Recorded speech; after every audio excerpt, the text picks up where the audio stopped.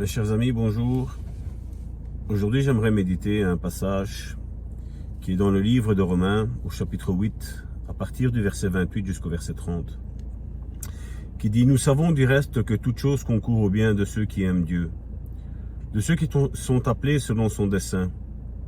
Car ceux qu'il a connus d'avance, il les a aussi prédestinés à être semblables à l'image de son Fils, afin que son Fils fût le premier-né entre plusieurs frères.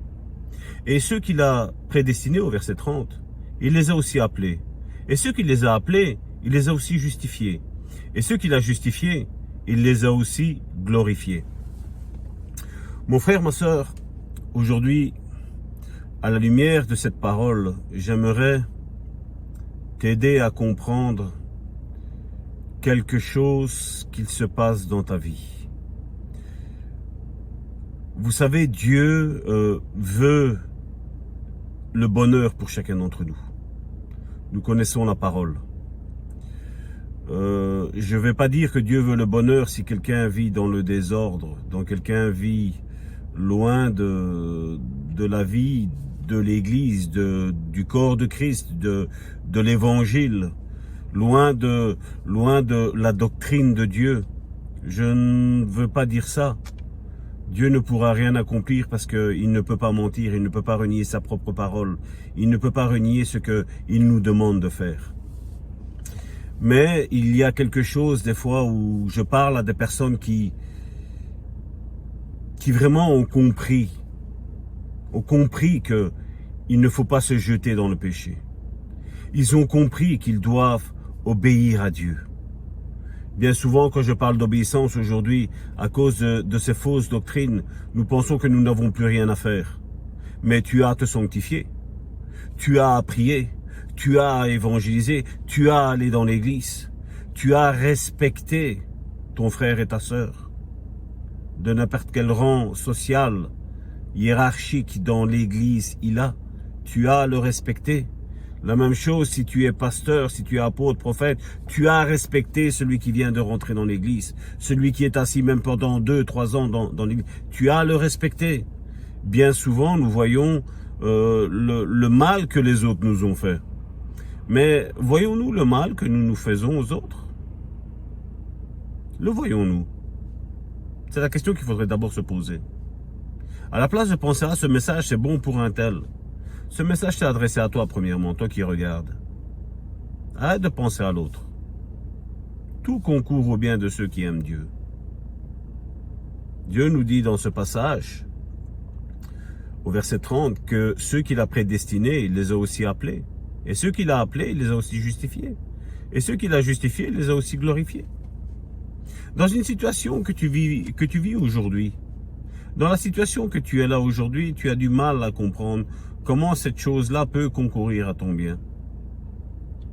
Et je veux te dire, si tu perds les pédales, si tu n'arrives pas à comprendre, tu es en plein dans la volonté de Dieu.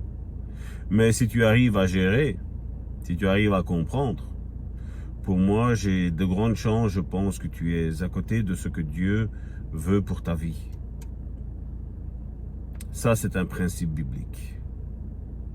Il est vrai qu'il est difficile aujourd'hui d'aller dire à quelqu'un qui a perdu un membre de sa famille que tout concourt au bien de ceux qui aiment Dieu. J'imagine que, comme ce chant le disait, où c'est un cantique ancien qui a été créé alors que sa femme est décédée. Et je ne reviens plus sur le titre, excusez-moi, mais je crois que vous voyez de quel chant que je veux parler. Il avait perdu sa femme, ses enfants. Et j'arrive pas parce que j'ai le chant en italien, mais je ne l'ai pas en français dans la tête. Et il disait que sur ces eaux, je reste calme.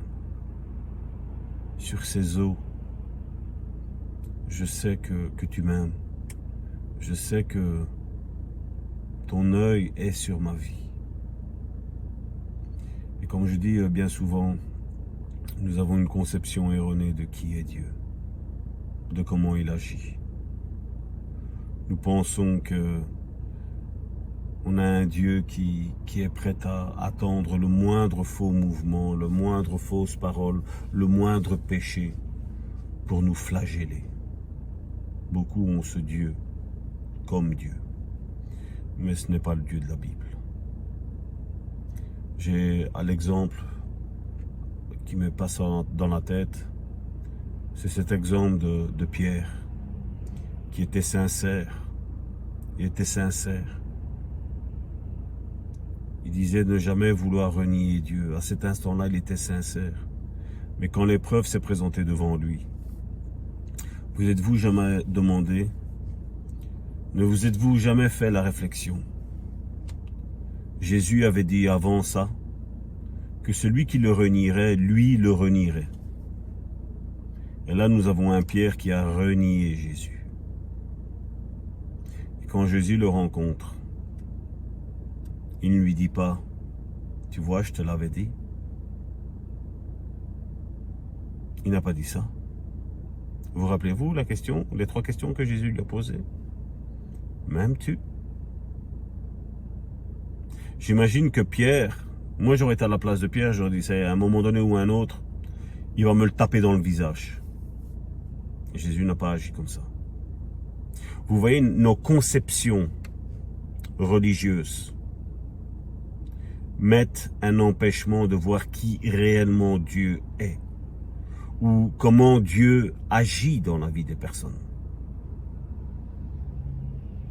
J'imagine que Pierre était là, en train d'attendre, et en train de se poser la question, mais quel est le rapport avec mon péché? Et quel est le rapport avec ta question, Jésus? Pourquoi me poses-tu la question, m'aimes-tu? Pourquoi? Va au but. Dis-moi-le. Voilà, t'as vu, tu m'as renié. Je te l'avais dit. Jésus n'a jamais dit ça. Jésus connaissait l'état intérieur du cœur de Pierre. Il sait que le jour où Pierre lui a dit « Je ne te renierai pas », il sait qu'il était sincère. Mais Jésus, sachant tout, il a dit « Tu vas me renier, mon ami. Tu me dis non, mais je te dis que oui. Tu fais le fort, mais tu es faible. Et combien d'entre nous faisons l'effort et nous sommes faibles, n'est-ce pas? Je parle à quelqu'un là. Combien d'entre nous faisons-nous l'effort et nous sommes faibles? Combien d'entre nous ne voulons pas laisser transparaître notre faiblesse? Les jugements de Dieu ne sont pas les jugements des hommes, et encore moins ceux des religieux. Je suis là pour te dire, mon frère, ma sœur, que Dieu te connaît, Dieu t'a prédestiné, Dieu t'a justifié, comme la Bible le dit. Il t'a d'abord appelé, il t'a d'abord prédestiné, pardon. Il t'a après appelé, et puis après t'avoir appelé, il t'a justifié.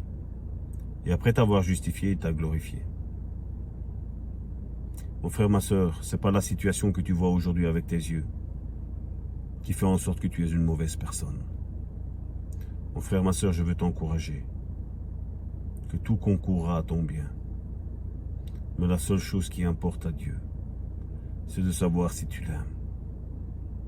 Et c'est la question que je te pose aujourd'hui. Ne me réponds pas. Réponds à Dieu. Je ne suis qu'un simple homme. C'est pas parce que je suis pasteur que je suis un Superman. Non. Je n'ai jamais aimé les titres. Mais je sais qu'ils sont là pour un but. Pour l'édification. La construction du corps de Christ. La construction. Pas la destruction. La construction du corps de Christ. Et ce message, mon épouse et moi, nous avons décidé de vous les partager parce que nous voulons construire, nous voulons encourager, nous voulons exhorter le peuple de Dieu à retourner à Dieu et pas à la religion. Nous avons créé cette église, le Bon Samaritain, en Belgique, à la Louvière, pour un but. Pour un but. Faire la volonté de Dieu. encourager le peuple de Dieu, à sortir le peuple de Dieu de l'esclavage religieux dont il fait partie. Et croyez-moi bien, il y en a bien plus qu'on ne le pense. Je parlais ce matin avec un frère où je disais je vais vous le prendre là maintenant, dans Ésaïe chapitre 58.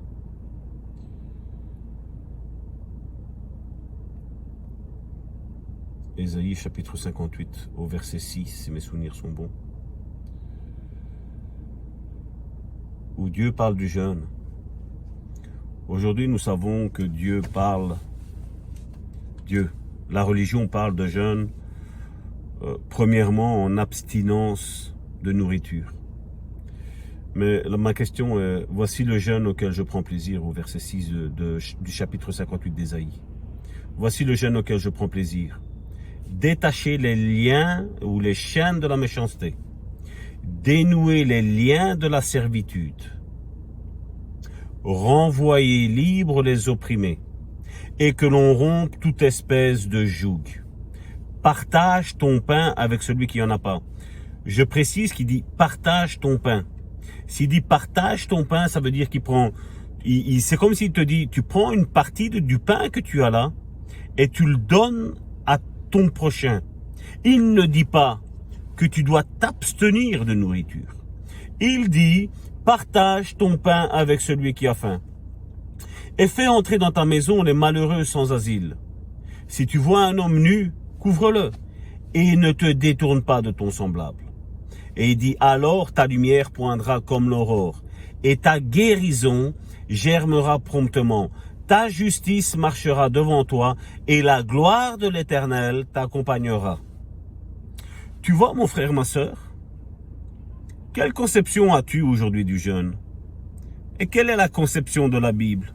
Nous avons lu au début du verset 6 de Ésaïe 58 que c'est voici le jeûne auquel Dieu prend plaisir. Pourquoi faire un autre jeûne? Pourquoi ne pas mettre en application Ésaïe 58 verset 6? Voici pourquoi nos raisonnements religieux nous empêchent de rentrer dans notre destinée. Le titre de cette pensée est « Tu es appelé à rentrer dans ta destinée, dans ta prédestination, mon frère, ma sœur. » Sois béni et sois glorifié, mon frère, au nom puissant de Jésus, ton pasteur et ton serviteur qui t'aime.